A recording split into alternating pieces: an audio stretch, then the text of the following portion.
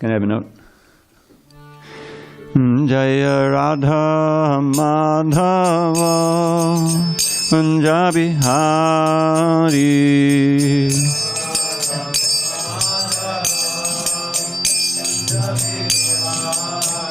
Jaya Radha Madhava Kunjabi Hari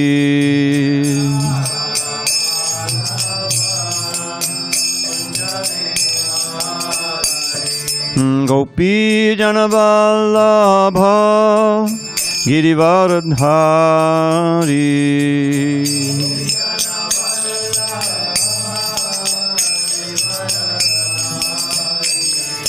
Gopi Janavallabha Girivaradhari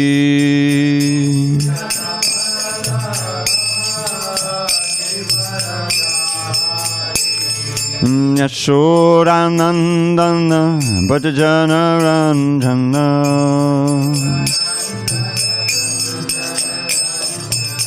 Yashodanandana Bhajana Ranjana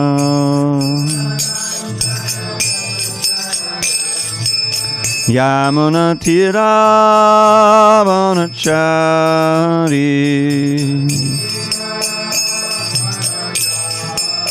Jamuna Tiravanachari Jaya Radha Madhava Kunjabi Hari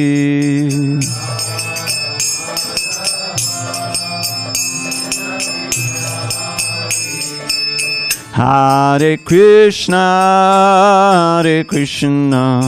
Krishna Krishna, Hare Hare, Hare Rama, Rama Rama, Hare Hare.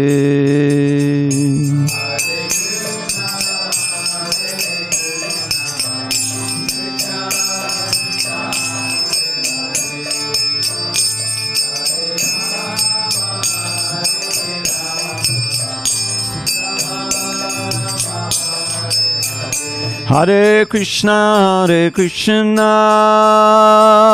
Krishna Krishna, Hare Hare, Hare Rama, Rama Rama, Hare Hare.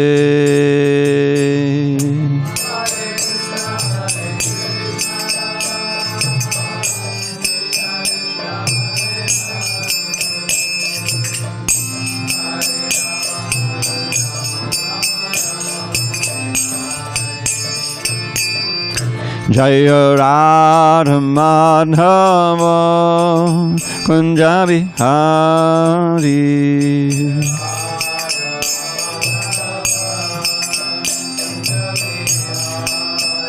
Jaya Radha Madhava Kunjabi Hari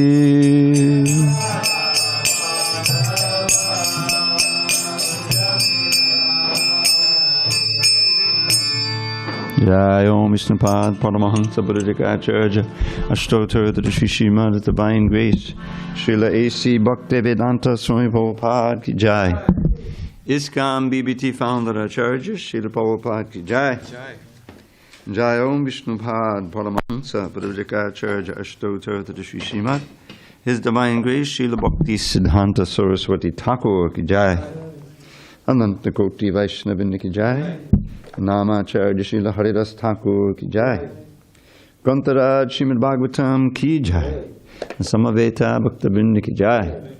All glories to the assembled devotees. All glories to the assembled devotees. All glories to the assembled devotees. All glories to Shri Guru and Gauranga. Okay. Om Namo Bhagavate Vasudevaya. Om Namo Bhagavate Vasudevaya. Om Namo Bhagavate Vasudevaya.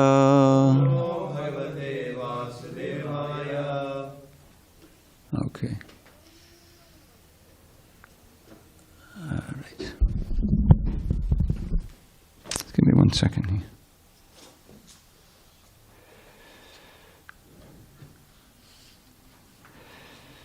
And okay.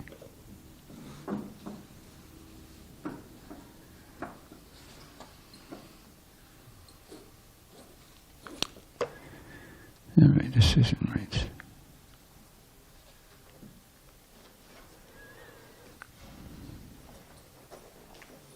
That's better. Okay.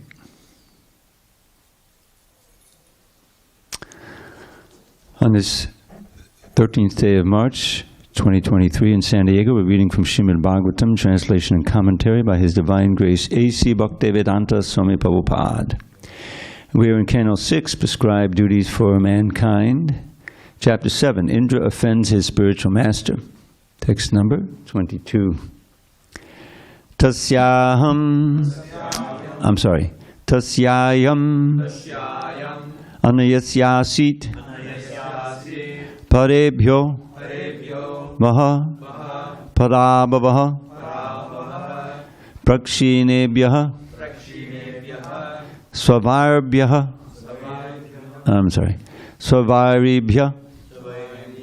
samridhanam chayat suraha tasyaham anayasyasit padebhyo vakparabhavaha prakshinebhyah svairibhyah samridhanam chayat suraha tasyayam anayasyasit padebhyo vakparabhavaha prakshinebhyah svairibhyah samridhanam chayat suraha tasyayam anayasyasit padebhyo vakparabhavaha prakshinebhyah svairibhyah samridhanam chayat suraha. Go ahead, Amala. Tasyayam anayasyasit parebhyo vakparabhavaha prakshinebhyah svairibhyah jnana. You go. Tasyayam anayasyasit parebhyo vakparabhavaha prakshinebhyah svairibhyah samridhanam chayat suraha. Anyone else? Tasyayam anayasyasit parebhyo vakparabhavaha prakshinebhyah svairibhyah samridhanam chayat suraha. Go ahead, Russ. Tasyayam anayasyasit parebhyo vakparabhavaha prakshinebhyah samridhanam chayat suraha. Prakash. Tasyayam anayasyasit parebhyo vakparabhavaha prakshinebhyah svairibhyah samridhanam chayat suraha. Tasya, that, ayam, this, anayasya, of your ungrateful activity, asit, was, parebhyaha, by others, vaha, of all of you, parabhava, the defeat, prakshinebhyaha, although they were weak, svairibhyaha, by your own enemies, who were previously defeated by you. samriddhanam, being yourselves very opulent. Cha, and. Yat, which. Sudaha, old demigods. Get this. Translation. Because of your misbehavior toward Brahaspati, you have been defeated by the demons. My dear demigods, since the demons were weak, having been defeated by you several times, how else could you, who were so advanced in opulence, be defeated by them? So this is, of course, Lord Brahma speaking to the demigods. Purport. The Devas are celebrated for fighting with the Asuras perpetually. In such fights, the Asuras were always defeated, but this time the demigods were defeated. Why? The reason, as stated here, was that they had offended their spiritual master. Their impudent disrespect of their spiritual master was the cause of their defeat by the demons. As stated in the Shastras, when one disrespects a respectable superior, one loses his longevity and the results of his pious activities, and in this way one is degraded. Om Jnana Timarandasya Jnanandana Salakya Chakshu Unmilatam Mena Tasmai Shri Gurave Namaha. I was born in the darkest of ignorance, but my spiritual master Srila Prabhupada opened my eyes with the torchlight of knowledge. I offer my humble obeisances unto him and all members of Sri Parampara. So, Lord Brahma is telling the demigods why they were defeated. They were injured so badly. Remember, they were shot up, they were bleeding. They came to him. And they lost their tejas, they lost their power because they offended Brahaspati. And I was thinking about this verse and this whole episode. And when we go back to the beginning of the Bhagavatam, we'll see that the relationship with the spiritual master and the source of knowledge and the source of strength from the spiritual master is central to the whole book. Second line of the entire book, right? Tene Brahma Vadaya Adi Kaviye Bhuyanti Yat Surya. That Lord Krishna, Supreme Personality of Godhead, enlightened his disciple, Brahma, from within the heart. Brahma there is the Adi Kaviye, the first wise man, first wise person. Within the heart, he gave him the Brahma. Now this word Brahma is interesting. Brahma is a person, Lord Brahma. Brahman is the Supreme Brahman, the Absolute Truth. And Brahma is a word for the Vedic knowledge, for the Vedas. Tene Brahma Vadaya Adi Kaviye Muyanti Yatsu. And this way he became enlightened and empowered to do his tremendous job of creating the universe. And you can see he's managing the universe and populating the universe, all of that. And then when we proceed in the Bhagavatam, what happens? Right near the beginning, we find the sages of Naimisharanya asking Sutta Goswami to take the role of the spiritual master, sit on the seat and enlighten us. You have served your gurus nicely. You've become enlightened in the Vedic literature now, and you're expert now. Please enlighten us. And the whole Bhagavatam is spoken, and he's quite an intellect. Do you ever think about what he did when he was sitting in the first speaking of the Bhagavatam? Shukadev was speaking to Parikshit, and he was sitting in the audience, and he memorized all the verses just by hearing them. When we have to memorize a verse, go over it word by word, drill it, then go back, oh, I forgot a few words, right? Our brains are so like sieves. So, tremendous intellect, purity, knowledge, and so he's speaking the Bhagavatam. And throughout the Bhagavatam, the importance of the relationship with the spiritual master is constantly mentioned. You may recall in one of the previous purports, yes, the previous purport, we find this verse spoken by Krishna in the Uddhava Gita, 11th canto. Acharya mamajaniyam navamanneta karhichat samartya buddhya suyeta sarvadeva mayo guru. Prabhupada doesn't quote the last line here. But Krishna is telling Uddhava, Acharya mamavajani, one should know the Acharya as my very self. And one should never disrespect him in any way. should never think that he's an ordinary human being, mortal. The word mortal, martya, same word. And then the last time, which is not here, Sarvateva Mayoguru, he's the sum total of all the demigods. And what about our own Krishna consciousness, our own efforts to become self-realized, God-realized, and go back to Godhead? Every morning we sing these two songs. If you're serious, come to Mangalartik. Not very easy, but it's essential. And there's that incredible song written by Vishwanath Chakravarti Thakur about the spiritual master.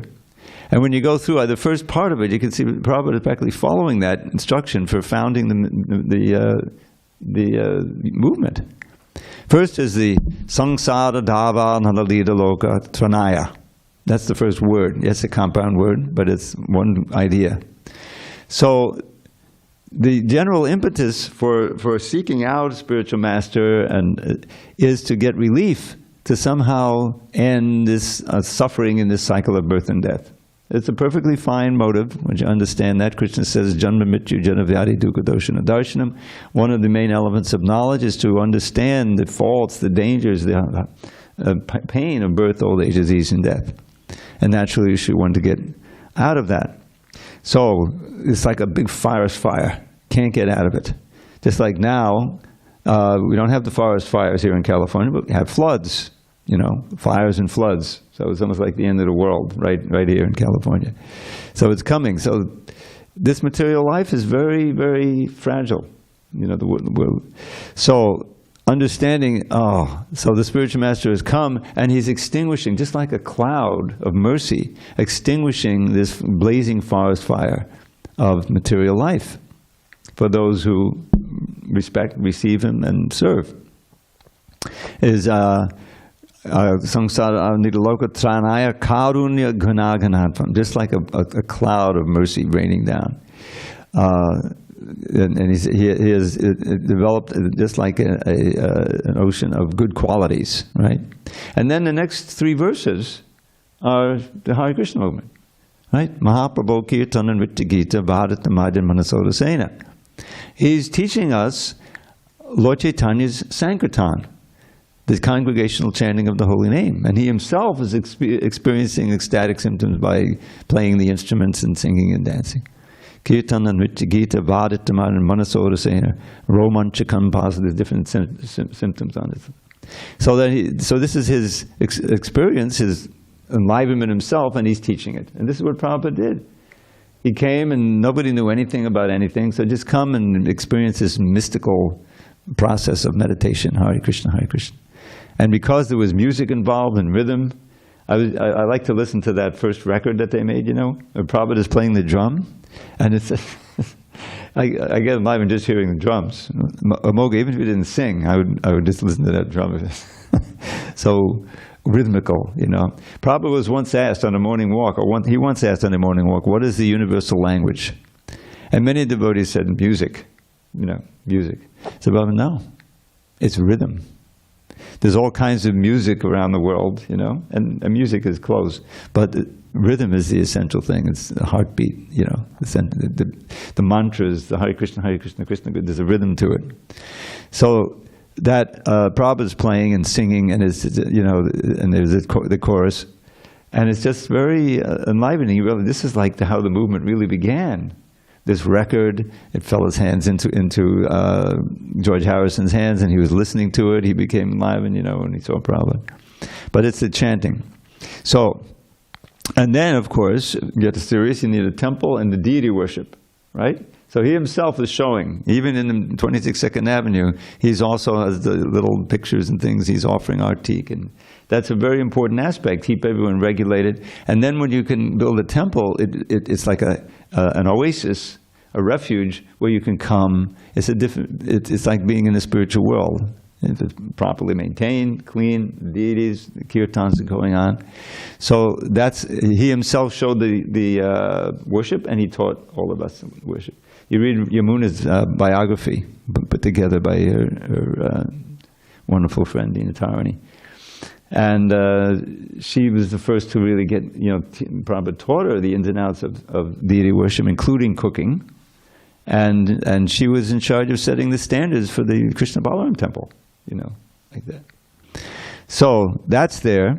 And then, of course, when you have the deities, then you have the prasadam, the central part of it, Chaturvadashi Bhakti. So this is like the Hare Krishna movement. And then goes internal, these 2 verses about his own internal mood in relationship to Radha and Krishna, And then, Sakshad Vidadvena Samasta Shastra, which is very important, should be worshipped on the level of the Supreme Personality of Godhead. And Krishna tells why. Acharya Mam Vajaniyam, one should regard the Acharya as my very self, my representative. And so, and then, of course, Yasyat Prasada Bhagavat Prasada Yasyat Prasada Nagadikatobi. Exactly pertinent to what's happened here. That with the mercy of the Guru, then you can, that is the best means for advancement. Yasya Prasada, Bhagavat Prasada, you'll get the mercy of the Lord. We have to remember that even on the material level, if we don't know, we're total atheists. We're living by the mercy of the Lord. Everyone's breathing, they're getting food, they're living in this world, they're all gifts of Krishna. Right? We understand that.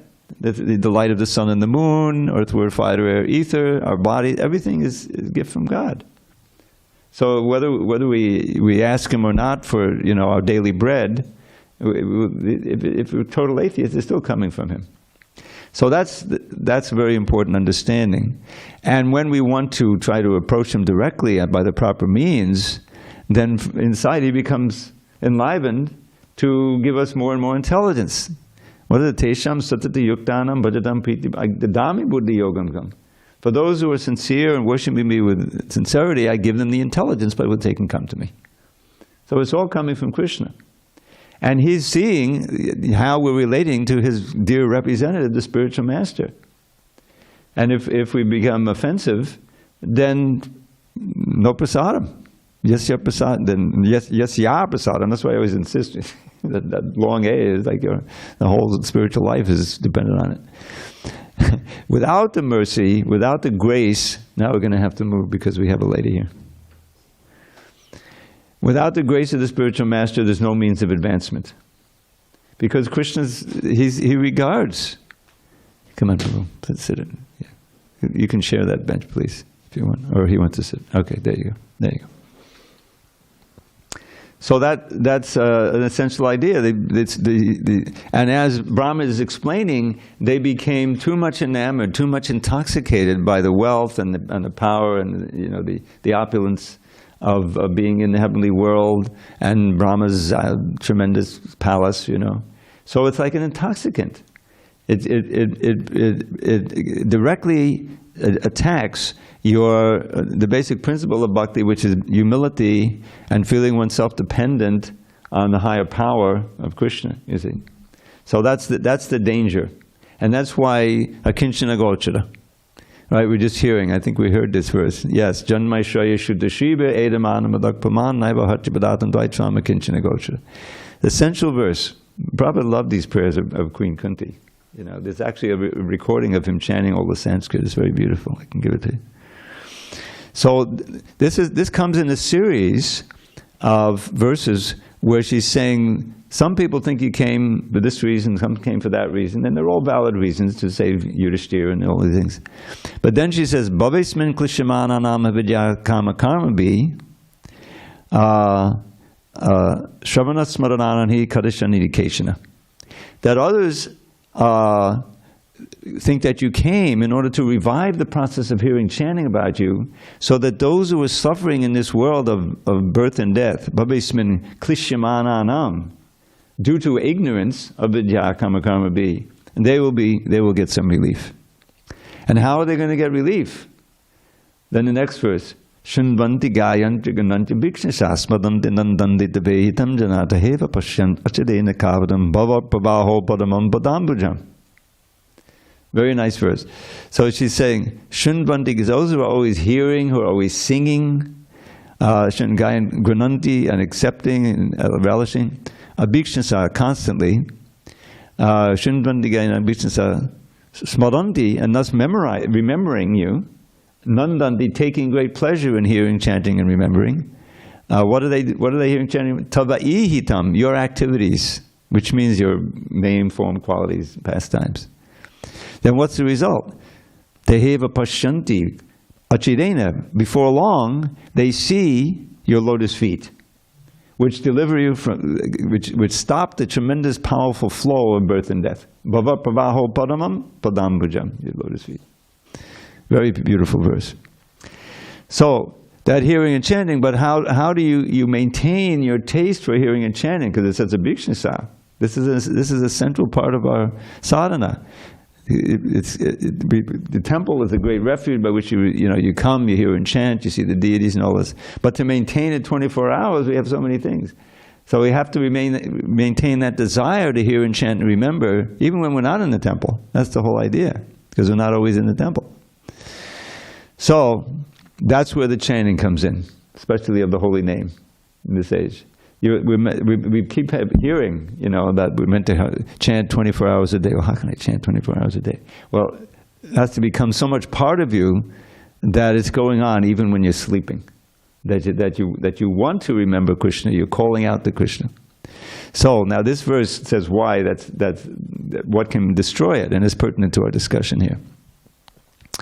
Janmaishaya Shuta Shibir, Edamana Madakpuman, Naiva Hatchibitadam Traitrama Kinchana Gochara. And I pointed out when the verse was quoted that the translation that has been printed now for 50 years is not accurate, and it's not what Prabhupada said.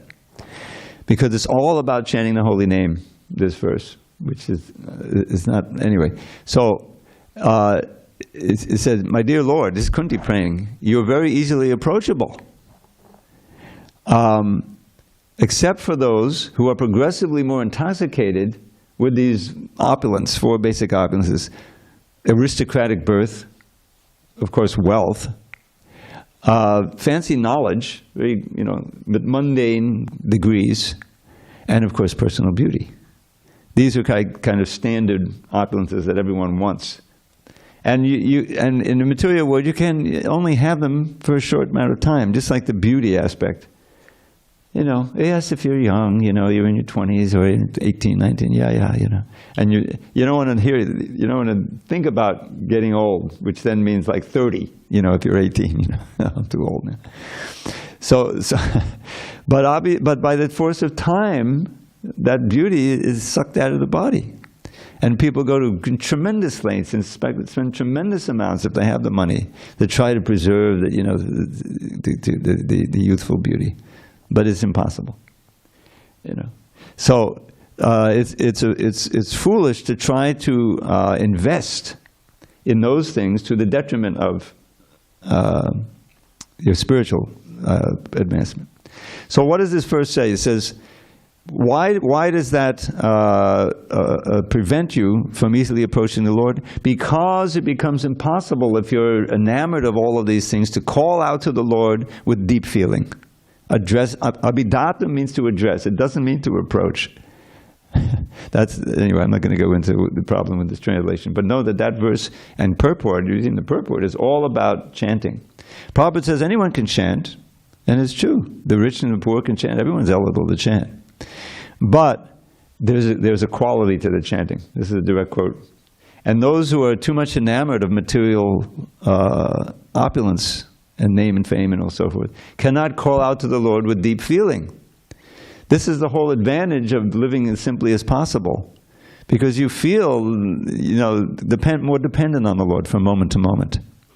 When you have so much wealth and you have the insurance and the cars and everything and all that, then you can also chant, but you don't feel the absolute dependence on the Lord for safety, for taking you from moment to moment. And that's why you see the great devotees, they all lived extremely simply. The perfect example, I love the example in that the song for the 6 Goswamis. 3 of them were extremely wealthy. Raghunath Das was going to inherit like $1 billion estate, basically. Wouldn't be, And once after he met Lord Nityananda and Lord Chaitanya, he didn't want to know. He wasn't attracted to it. Can you see the blessing? He was going to run away. He had a wife like the goddess of fortune. He was the only son, the only child of these 2 His father was very wealthy, and his uncle. But he was always trying to leave. They had to have guards, prevent him. And finally, he escaped and ran off to Jagannath Puri. And he became the emblem of renunciation, even more than anyone else. He said, if you're a mendicant, you can beg your food, a sannyasi. So how do you do that in Puri? Okay, so he went to the steps of the Jagannath temple, and Brahmins would leave, they'd have a little something, he'd beg a little something. But after a few days, he decided that's not good. I'm thinking, oh, this one gave me yesterday, this one didn't give me, so I'm like a prostitute, forget that. So finally he came to the point where whatever got too old, because they make so much prasadam, they distribute, but sometimes they can't distribute it all. So there's old rice, it's kind of spoiled. Even the cows won't eat it, so they throw it away. And he found that rice, washed it as much as possible, and that's what he was eating. But here's the wonderful, the wonderful coda to that pastime. Lord Chaitanya heard about this, and he went to where Raghunath was staying, a very simple little hut, and he found that rice, and he said, "Oh, this wonderful prasadam, why are you keeping it from me?" And Raghunath said, "It's not for you, that's not for you." "Why not? It's Jagannath Prasad," to encourage him.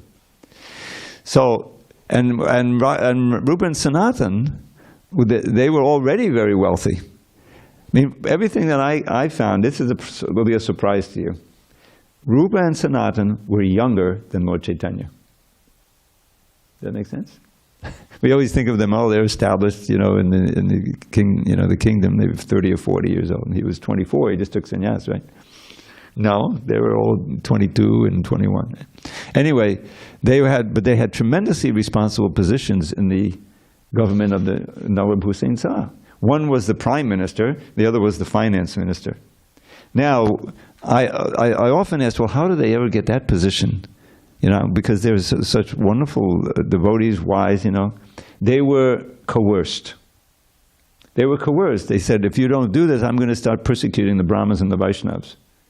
So in order to avoid that, they agreed to become, employees in the Muslim government, and they lost their position in the Brahmin community and the Hindu. They were ostracized for that.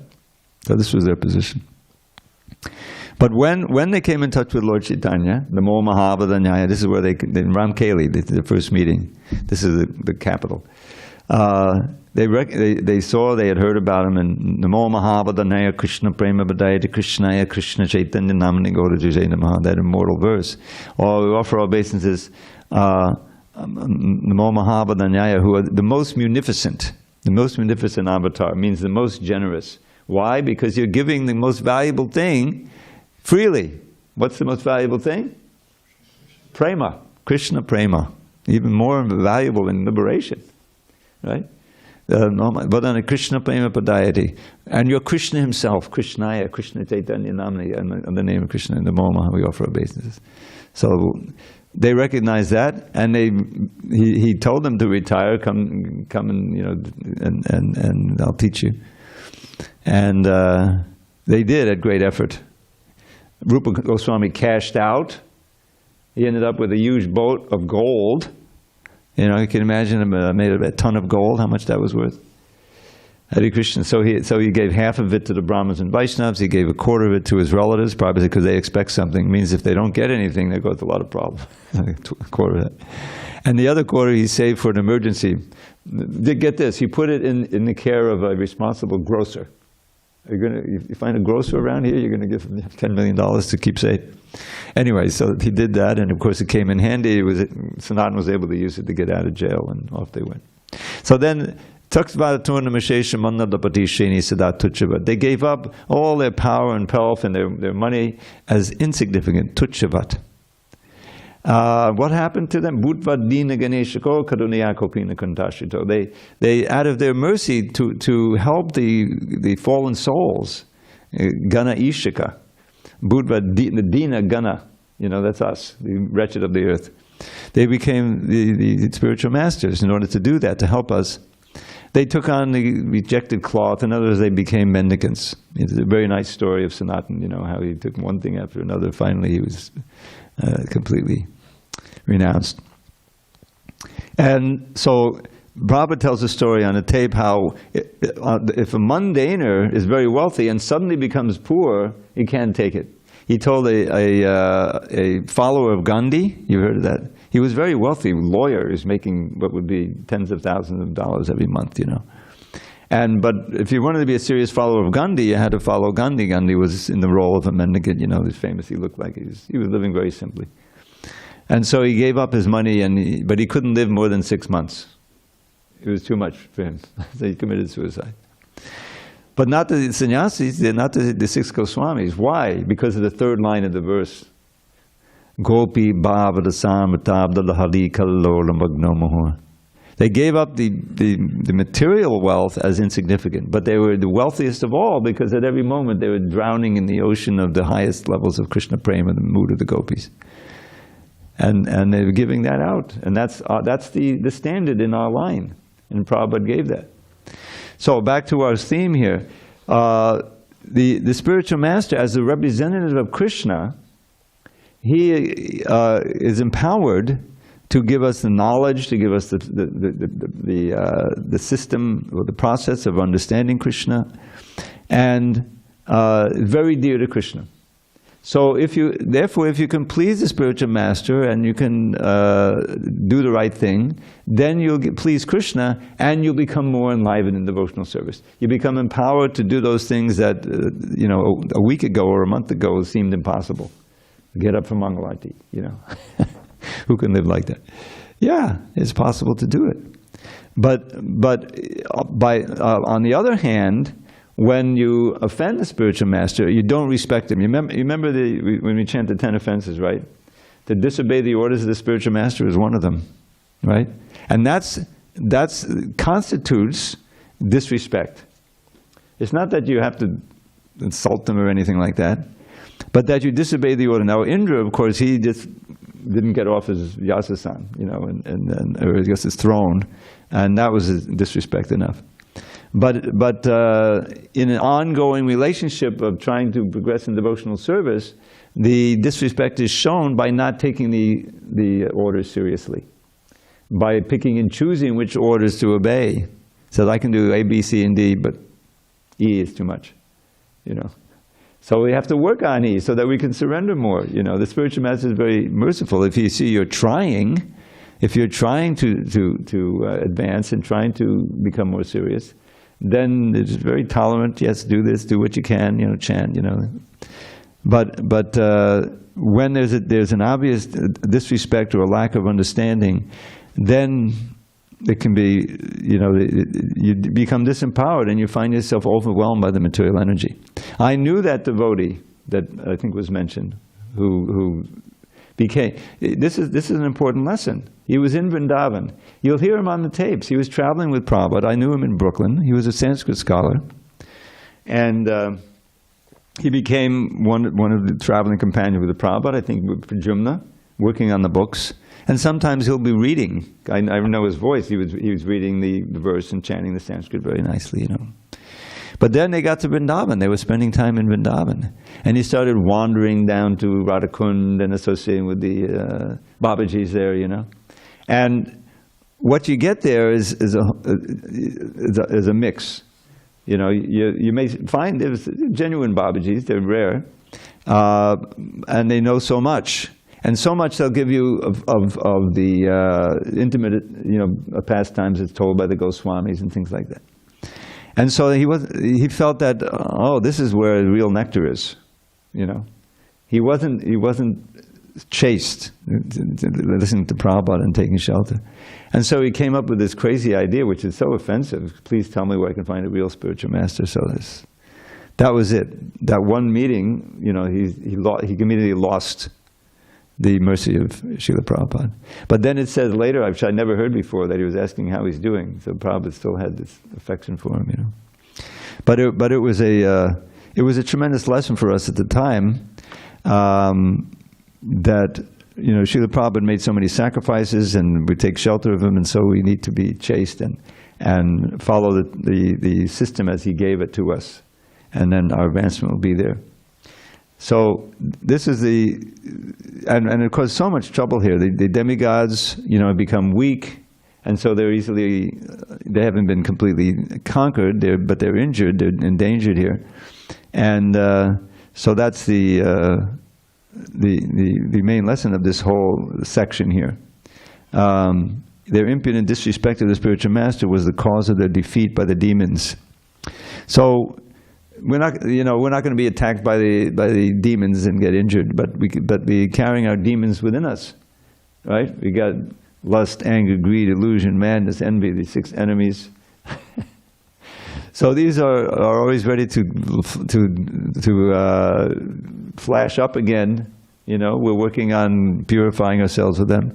But these tendencies to get controlled by the modes of nature, to become unserious, to cut corners in our sadhana, this all makes us more vulnerable to the material energy and to committing offenses. Now the chances are that the offenses will be shown in relation to our fellow devotees. That's the first element. But that's very, very serious also. And it's like a disease. You may get a little symptom at first. If you don't take care of it, then it gets worse. And it can become disabling or even fatal. So the disease of inattention, offending the holy name by not hearing properly, that means you're not getting empowered as much to undergo the austerities of what it takes to be a serious devotee. And so it becomes, you gradually become weaker and more prone to be overcome by the modes of nature and overcome by the temptations of the world.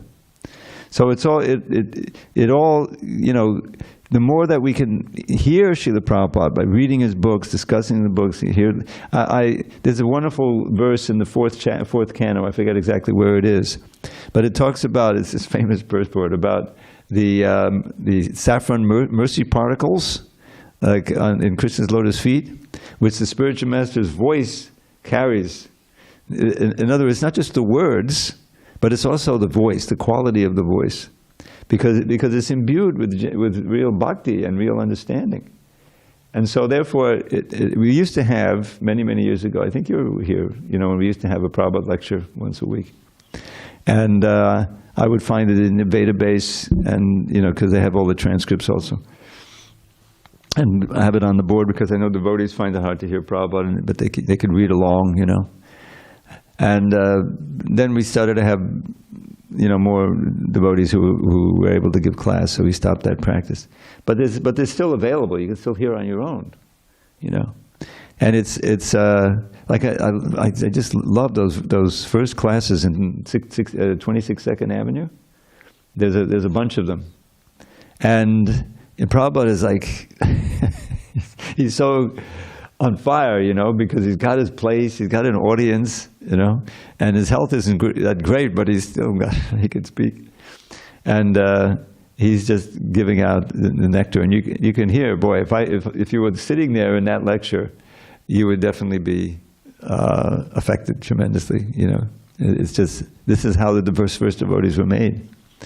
So that's another gift that Prabhupada has given us. He was very eager to have his lectures recorded. And of course, all these books mostly are recorded too, and they come. So we have the opportunity. We have the temple, we have the association, we have the books, we have the strength in our bodies to be serious in devotional service, and we should take it. Otherwise, our internal and external demons can attack us and prolong our sojourn in the material world, which we're trying to make as short as possible. So, okay, I'll leave it at that. If there are any discussions on these points, the importance of relationship with the spiritual master, critical importance. You got the mic? Are you just holding it, or you want to? Okay. Balaram, behind you.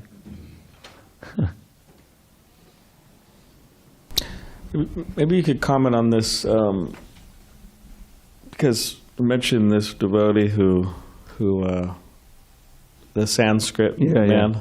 So that was in relation to Prabhupada. He rejected Prabhupada in a very offensive way. But maybe you could just comment on this, because sometimes we may be trying to help people in Krishna consciousness, and maybe they like turn, they like reject us or turn on us, or so maybe we could talk about like the idea of how to process that. How do you process it?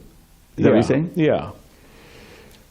Because it happens. I mean, the devotees are preaching, and it happens. Yes, because the material energy is so strong. And I mean, it's part and parcel of Titikshava Karunika. The quality of a sadhu. The first one mentioned is tolerance, but the second one mentioned is compassion. And if you just stick to yourself, you do your bhajan and everything like that, then the chances are you won't experience that. It's when you take the risk of preaching, of trying to help someone, that 100%, it's not going to work 100% of the time, because material energy is so powerful, and mostly they just disappear. You don't see them anymore. But this age is so contaminated that they can see you as their arch enemy. Boy, I'm glad I avoided that. I almost got sucked into that cult. Whew. So if they come around again, maybe they're on a mission to save others from what almost happened to them. It happens like that. And so then they're going to be very offended. You have to be tolerant, but you have to also be strict to make sure that they don't, pollute the whole atmosphere, that generally someone can't come around if they're like that, So that's what it means. I mean, he wasn't the only one. He was the most grievous, But there were others who rejected Prabhupada, just left. People who he trusted, who he gave responsibility to. I'm not going to tell any stories, but I was around for some of that. The early '80s was difficult. The movement.